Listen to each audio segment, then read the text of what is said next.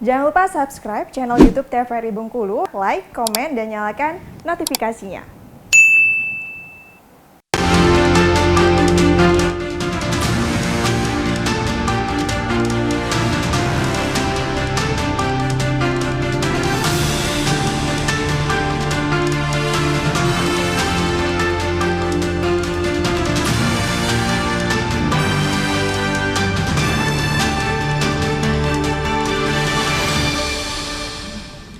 Terima kasih Anda masih bersama kami dalam acara Berendo dengan tema kita yaitu netralitas media dalam pemilu. Nah, tadi dijelaskan sama Bang Roland kalau misalnya dalam pemantauan KPID itu hanya media, televisi dan juga radio. Berarti media online ini bisa menjadi celah ya. Kalau Pak Aji sendiri gimana tanggapannya Pak? Iya, makanya ketika kita bicara media, maka kita harus clearkan dulu kedudukan media ini.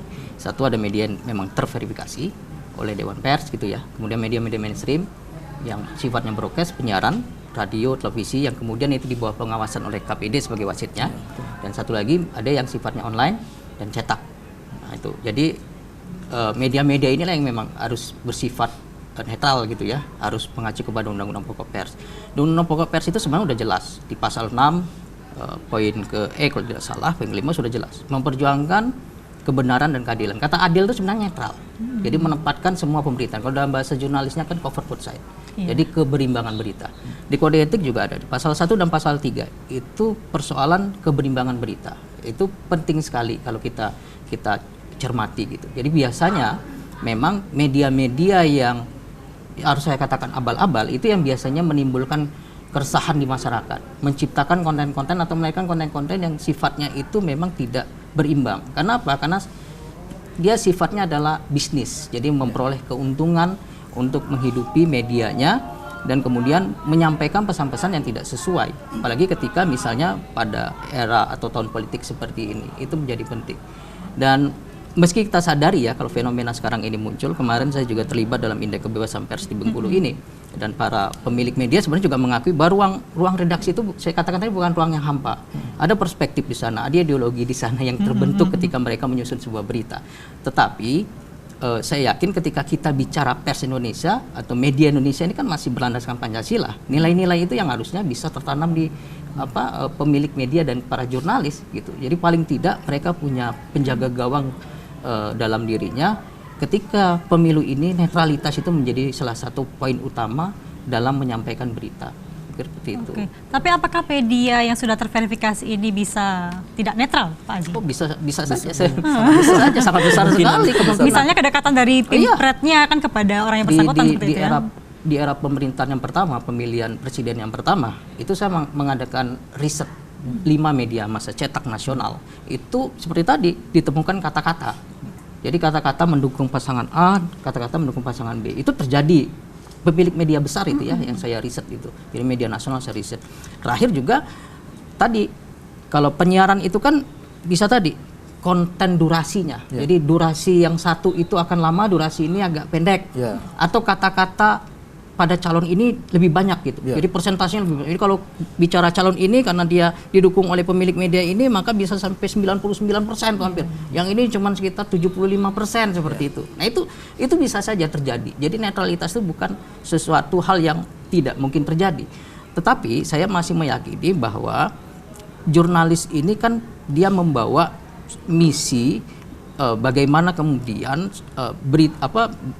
pesan yang disampaikan ini bisa diterima oleh masyarakat tanpa menciptakan kegaduhan gitu ya.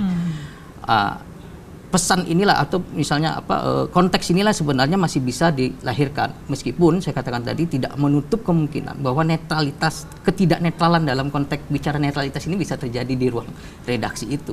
Oke, Bang Roland, ini sebenarnya batasan-batasan bagi media sendiri menjelang pemilu ini apa saja sih Bang Roland kalau dari KPID sendiri ya? Ya, banyak sih sebenarnya yang terutama terkait dengan kampanye ya, iklan kampanye seperti itu. Tentu tidak boleh menggunakan fasilitas negara seperti itu dan juga tidak boleh tampil di media itu hanya misalkan misalkan TVRI ini melakukan talkshow.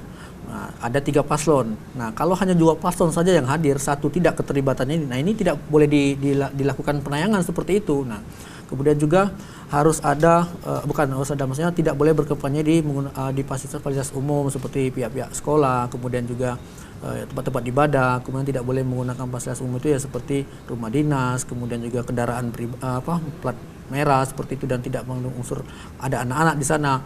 Ada yang berpakaian ASN saja di video tersebut juga itu sudah melakukan pelanggaran. Nah, makanya kami itu ada gugus tugas namanya, Bang. Gugus tugas antara KPU, Bawaslu, KPID dan Dewan Pers. Nah, ini sudah melakukan MOU terkait dengan pengawasan ini. Kalau KPU kan sudah jelas tuh selaku penyelenggara pemilu, dan kemudian Bawaslu itu selaku pengawasan secara langsung terhadap penyelenggara pemilu, dan kami melakukan pengawasan dari sisi lembaga penyiaran baik televisi dan radio. Nah, Dewan Pers ini kan itulah media-media online dan sebagainya itu.